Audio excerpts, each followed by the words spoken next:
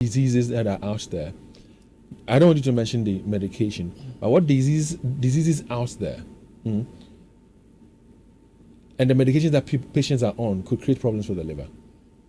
It's the antiviral drugs most of the time. The TB drugs, the HIV drugs, the normal antiviral drugs. So you're saying that for the medications that could create problems for the liver, they're non-communicable diseases like the hypertensive, the diabetes. No, do you even know that paracetamol is also harmful to the liver?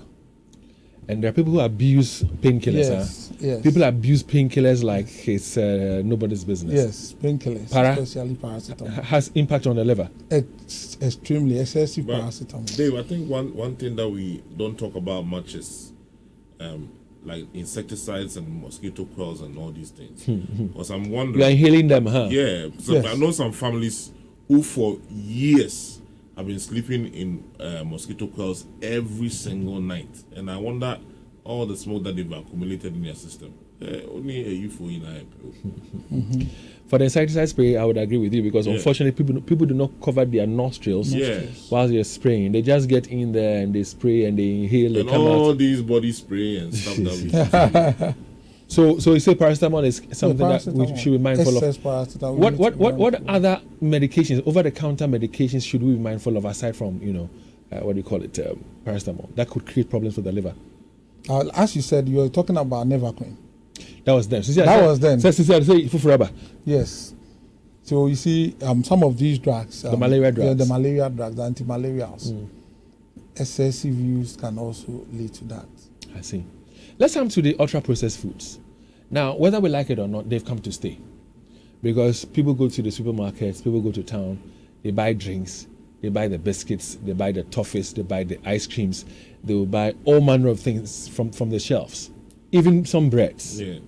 And we have cakes that are in rubber that you have to break them and then eat them. Yes. So these are the ultra-processed foods. Yes. What impact are they also having on the liver? What is in there? What's in the ingredient that is used in preparation that creates a problem for the liver? As I said earlier, those foods, as they are put there, they are stored for a period. And as you know, I have a background in manufacturing. It's preservatives we put there. And those foods are usually have high content of salt. That is, the salt contents are high. So when you take them and the sugar content or the sugar content too are high, it's very high. So when you take them, it's most of the time lead to increase in weight. And there is a liver condition we call NAFLD, non-alcoholic fatty liver disease, where because of your body weight and increased fat in your body, there are fat deposits on the liver, making the liver sluggish and not performing its function very well. So excess intake of processed food or regular intake of processed food is also dangerous for your liver.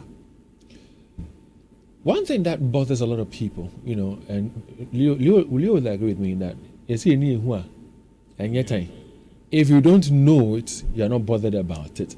So oftentimes people don't want to go do screening, people don't want to do tests to get to know what they have or what they don't have because they don't even want to bother to know about it.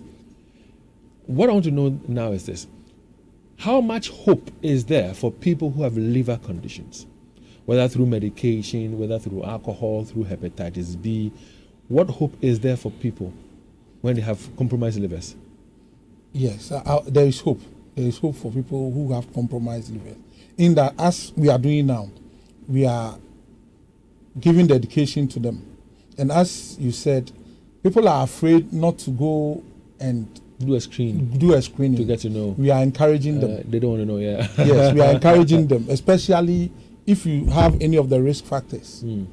Like if you have excess weight and you eat a lot of processed food, you have of these disease conditions that we mentioned, that you need an antiviral drug all the time.